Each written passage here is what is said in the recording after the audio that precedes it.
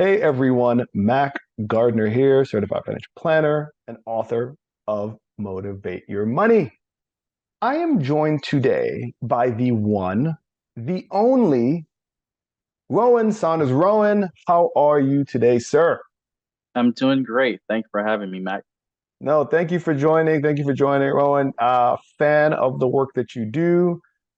You are in your clients' lives doing great work, helping folks on their financial life journey. If you could take a few minutes and tell folks a little about you, your firm, your background, please.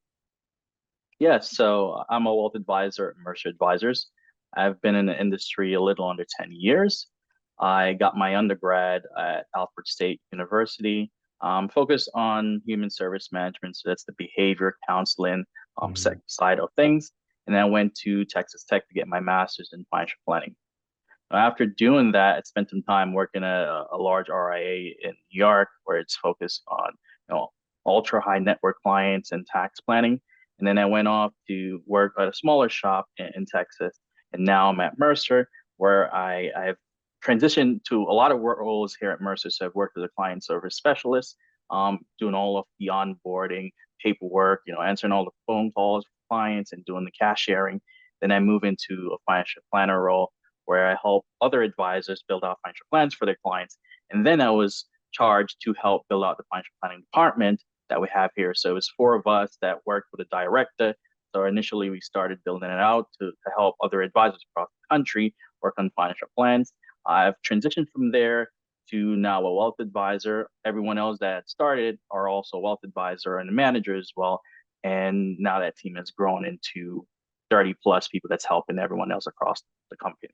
Wow. So you, in your 10 years, what I love about this industry and what we're really trying to get across to a lot of folks who may be watching, especially younger folks, is that there's no one path, right? Here, and when it comes to wealth management, financial services, financial planning, there's lots of ways to get into this industry, and that path helps make you a better planner, a better advisor because you've seen so many different things. So, thank you so much Yep. for sharing the background, Rowan. So, I like to say that there's a top three for everything in life, right? There's a top three for cars, there's a top three for cereals, there's a top three for sodas. So, would love to hear your top three motivational money messages or words of wisdom when it comes to money. Yeah. So I would say a couple things I think about when growing up. So I grew up with a family that came from Bronx, New York. They Oh, the grew up, boogie down. I didn't even yeah, know that. Here we go. yeah. Grew up in New York. They are hard workers. My parents are hard workers. But when it comes to finances, it's something that they're not aware of. They're not exposed to. And I had the inclination to want to learn about that and spend time learning about that. And what I did after learning about that is realizing certain things that others have done over time that I would like to implement in my life and helping clients as well.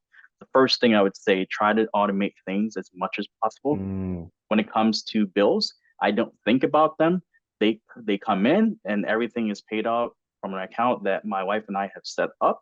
We have a joint account that cover all the expenses, and then everything is taken out of that. So automate everything. I would say create accounts that you can utilize on your personal self and mm, also utilize when it comes to a family. So my wife and I both have accounts that is set up for each one of us. So we have a savings account that we can utilize for gifting and so forth. We mm, have a joint account. Then we also have an emergency fund. So think about having an emergency fund. We have 6 months to a year set mhm. aside. Plus, a lot of people don't think about this. Plus the deductible for your health costs. Mm, So let's mm, say mm, if you're a high deductible plan and it's mhm. 14,000, we have an additional fourteen Yeah, you thousand need that extra in money. that Yeah. coverage because Would that is that under point one? So when you're saying automating, you mean automate the structures, automate the accounts, the checkings, the savings, the joint, or would you say those are two separate points? Okay, just for some clarity here. I would say those are two separate points. So Okay, okay, automation as mhm, much as possible, and okay. then two, set up the accounts that will keep your life simple. So when you have a joint account, Mhm, everything goes in there when it covers the expenses. You know mhm, that it's always going to be covered. mhm, What's you have that's success can be invested, put towards gifting mhm. or saving. Okay. And So and the automation and structure. Let's go before we move forward. The automation part, I love. I'm a huge advocate of utilizing technology to make our life easy. I'm also a huge advocate of automating, not just for expenses. What about investing? Yeah, yeah. When it comes to investing, it's the same thing. I mean, sometimes we tend to like to go in as a financial planner. I like to go into on my Schwab account and look at things that I would like to buy and so forth. But I think automation is really good when it comes to investing. If you have the option of getting signed up for 401k and your employer is providing a match, automate that process as well. Make sure that you have that coming from your payroll going into your 401k account.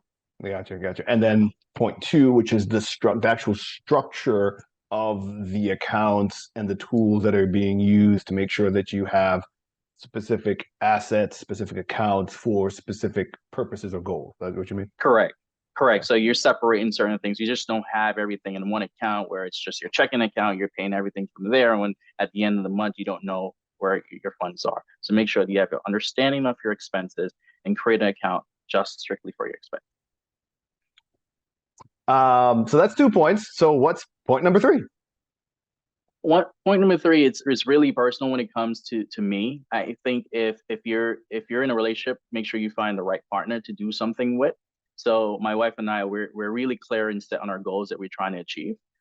She's going through her education process right now. She's worked and so forth. And for me, I've started doing more things when it comes to managing my clients' assets and so forth. So we've set goals on the things that we're trying to achieve. I have a whiteboard that's in my office that has a goal for income that we were setting aside that we want to achieve in a certain time period. Anything above that is excess when it comes to investing and saving for our future. But that number is what we're striving for, and that will help us, get to the level that we're trying to get to. So I would say find the right partner that you want to do life with. That is powerful on so many levels, man. Spiritually, emotionally, and financially it's important. And sadly, a lot of people don't realize, but finances are typically one of the top reasons for divorce and breakup Yes. is financial stress. So definitely having a financial partner that you see eye to eye with, understand. I like to say the financial life journey is a long one. Having someone that's a good Yes. partner on that Yes. journey that understands what the vision is and how we get in there is extremely important. All right, so Rowan, if you She, could she's please. she's amazing. I mean, she works in healthcare, but Mm, she understands the stuff that I'm doing with my clients. And I love to hear her on the phone with her family and her friends just talking about making sure that you open a Roth account. Try to put money into a Roth account. At the end of 30, 35 years, if it's invested with a growth rate of 8 to 12%, you will have over $1 million. You don't have to worry about any other account as long as you put something in that Roth account, $6,000 a year, $500 a month. what I love about what you just said, Rowan, is the storytelling. I like to say that all we are at the end of our days is a collection of stories. Literally, that's all we are. Which is why I wrote the Four Money Bears book so that parents with young kids could start having those conversations about what spending is, saving is, investing and giving. And so you're right, when those stories start to become routine, Hmm. talking about investing, talking about Roth IRAs, talking about XYZ, having a savings account, having 6 months to a year, your children start to hear that. And I think you shared with me before we jumped on this interview that you and your wife are blessed to have a little one. But that's why it's so important to have a good partner so that those stories are collaborative and they become cumulative and it just becomes what the next generation hears and knows. So I think that's super powerful. Yeah, definitely. And if I would add another thing, if you're young and you're not in a relationship, I would say partner up with your friends. I have friends who are now in shared apartments. I mean, we have been friends for 17 years, so they shared apartments, they're splitting the bills for everything, and they're saving on their side. Mhm. There's a couple things that you can utilize to get to you to the next level. And Mhm. also cut back on spending on lunch. I mean, you spend $15 to $20 a day on lunch. Mhm. Bring your lunch, you can save upwards of $300-400 a month that you put towards your Roth account. And the other thing that a lot of people don't realize when it comes to tax time, we spend only 4 months thinking about tax refund. Next 8 months, we never think about it. Mhm. So, So true. so at the when tax time is over, you don't really need those funds, those refund, because you've never spent the rest of the year thinking about spending it. Mhm. So those are funds that you could also utilize towards saving and investing or building your emergency fund. Love it. Great words of wisdom. All right, Rowan. let us know, please, if you could recap your top three motivational money messages. Yeah, top three motivational money message is automate as much as possible. You don't have to worry about your bills. You don't have to think about it. You can focus on things that you love to do if you automate everything. And the second one is creating the accounts that's necessary to pay your bills. So have separate accounts for your bills, such as joint accounts that covers the expenses, have savings accounts that covers gifting and spending, how you feel. And the third thing is that if you're choosing to go into a relationship, find the right partner to build this life with. I love it, man. Rowan, I like to say that, again, the financial life journey is a long one. Your clients are blessed to have you in their lives to give that guidance. You're blessed to have a partner in life that you can share these ideas with and be on the journey. It is a long one. Whatever motivates you motivates your money. Journey Yeah, continues. definitely. Thank you. Thank you.